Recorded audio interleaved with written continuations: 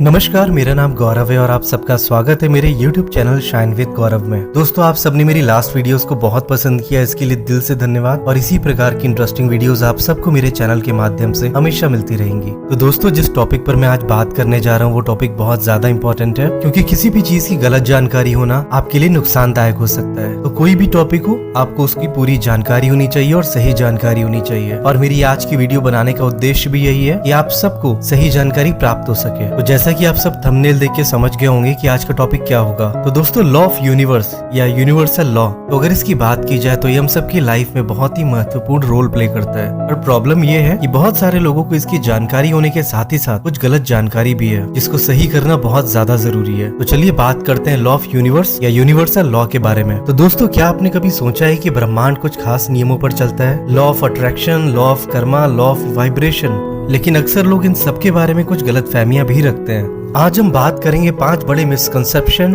और उनकी वास्तविकता, ताकि आप इन्हें सही तरीके से अपनी जिंदगी में लागू कर सकें। वीडियो के अंत तक जरूर बने रहिएगा, क्योंकि 5वां मिसकंसेप्शन आपके पूरे माइंडसेट को बदल सकता है। So misconception number 1, law of attraction मतलब सिर्फ पॉजिटिव सोचना। दोस्तों, बहुत से लोग मानते हैं कि लॉ ऑफ अट्रैक्शन सिर्फ पॉजिटिव सोचने से ही काम करता है, कि आपने सिर्फ पॉजिटिव सोचना शुरू किया और ये काम करने लगेगा। पर वास्तविकता ये है कि पॉजिटिव सोच तो सिर्फ शुरुआत है, लेकिन असली ताकत भावनाओं और एक्शन में है। फॉर एग्जाम्पल, अगर आप सोफे पर बैठे बैठे सिर्फ सोचेंगे कि पैसा आएगा तो कुछ नहीं होगा। आपको यूनिवर्स को सिग्नल भेजना पड़ेगा। आपको सिग्नल भेजना पड़ता है आपकी वाइब्रेशन से और लगातार की जाने वाली मेहनत से। इसलिए सोचने के साथ साथ उन भावनाओं को महसूस करना बहुत ज्यादा जरूरी है। मिसकंसेप्शन नंबर 2, कि लॉ ऑफ यूनिवर्स केवल स्पिरिचुअल लोगों के लिए काम करता है। बहुत लोग सोचते हैं कि लॉ ऑफ यूनिवर्स केवल योगी, साधक या मेडिटेशन करने वालों के लिए होता है, या जो इंसान भगवान पे पूरी तरीके से विश्वास करता है, लॉ ऑफ यूनिवर्स सिर्फ उसके लिए ही काम करता है। पर हकीकत कुछ और ही है, क्योंकि लॉ ऑफ यूनिवर्स हर किसी पर लागू होता है। जैसे लॉ ऑफ ग्रेविटी हर किसी के लिए लागू होती है, चाहे वो किसी भी उम्र का इंसान हो, कोई भी इंसान हो, हर एक इंसान के लिए लॉ ऑफ ग्रेविटी काम करती है। इसी प्रकार से लॉ ऑफ कर्मा और लॉ ऑफ वाइब्रेशन सबकी जिंदगी में काम करते हैं। चाहे आप इसे मानो या ना मानो, चाहे आप भगवान पे विश्वास करो या ना करो, इससे कोई फर्क नहीं पड़ता है, क्योंकि लॉ ऑफ यूनिवर्स हर किसी के लिए बराबर रूप से काम कर रहा है और हर किसी पर लागू भी होता है। Misconception number 3,